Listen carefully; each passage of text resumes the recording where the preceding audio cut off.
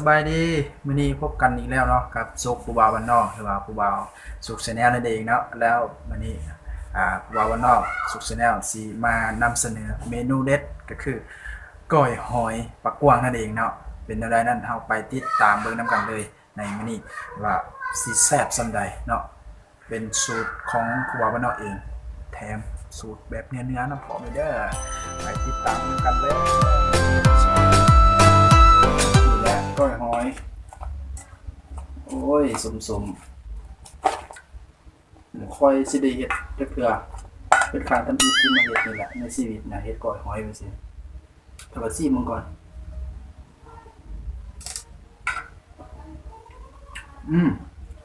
ไปเรื่องอยู่เพราะว่าก้อยหอยสูตรนี้เฮาใส่สูตรแบบของพวกสำเนียงคือมีมะแคนน้ำแน่เนาะมีมะแคนขวดโอ้แซ่บๆเลยพี่น้องนี่เต็มกระปุกเลยนะก็เฮาสิไปกินนำกันเนาะหน้าตามันจะเป็นจังซี่เพราะว่าลืมมักแตงไปตลาดเมื่อกี้บ่ได้ซื้อมักแตงมาซักบ่เป็นหยังเอาซำนี้ก่อนเนาะแต่ว่าเฮาก็สิมาลองกินนำกัน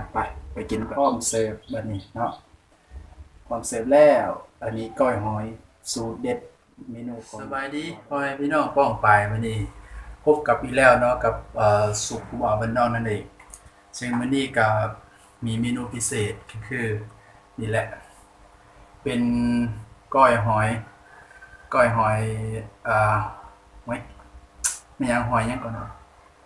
หอยหน้าน่ะเนาะหอยหน้ามื้อนี้ก็มากินข้าวนำกันก่อนกินข้าวสวยพี่น้องมื้อนี้วันอาทิตย์พักวันอาทิตย์มื้อนี้ผักเขาก็มีหลายมีซีซ่อเขาก็ได้อึดบ่อยากเลยมาลองซีเบิ่งว่าก้อยหอยมันสิแซ่บส่ำใด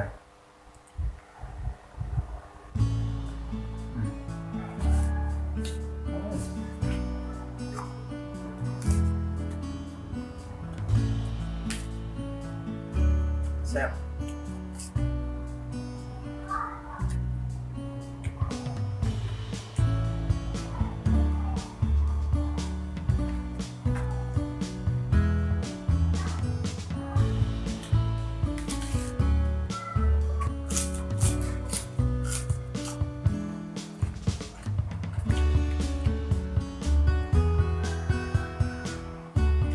เข้าไปหน่อยน้ำกินเข้าไปหน่อย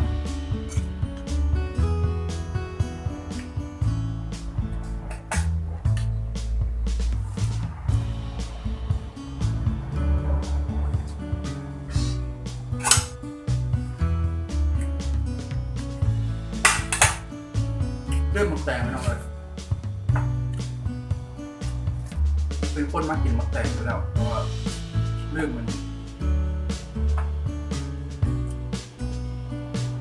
ส่วนแบบสิ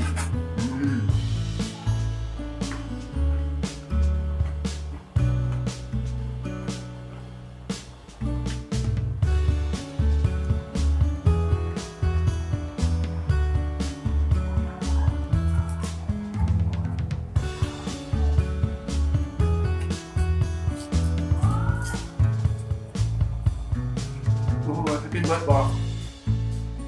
แต่ก็ไม่หลายผู้เดียวก็เก่าเลยนะ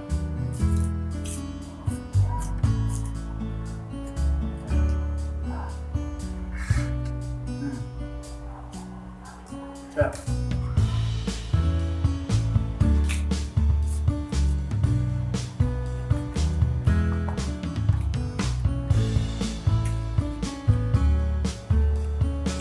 ช่วงนี้บริลงติดปัญญาเพราะว่าข้าวอยากแดงครับเมื่อก่อนมีเวลาเลยลงนะก็เลยอาทิตย์นี้ก็เลยบริลงเนาะเพราะว่าข้าวอยากหลาย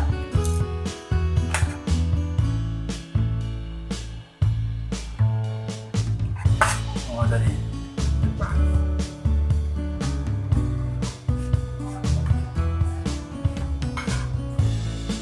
เต็มคำเลย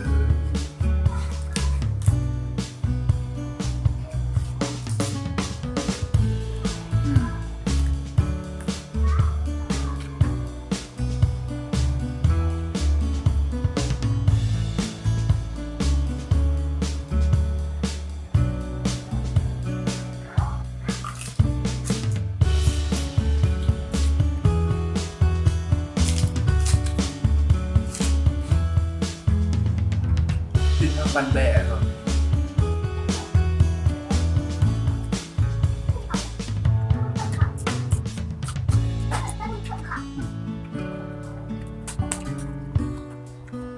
มื้อนี้ซ้ำนี้ก่อนเนาะเดี๋ยวมื้อหน้าพบกันใหม่สำหรับมื้อนี้คลิปนี้เอาจบกันอยู่ในก่อนเนาะอย่าลืมกดแล้วเบิ่งแล้วก็กดไลค์กดแชร์กด Subscribe ให้กับสุขุมบ้านนอกแน่เนาะสำหรับมื้อนี้สบายดี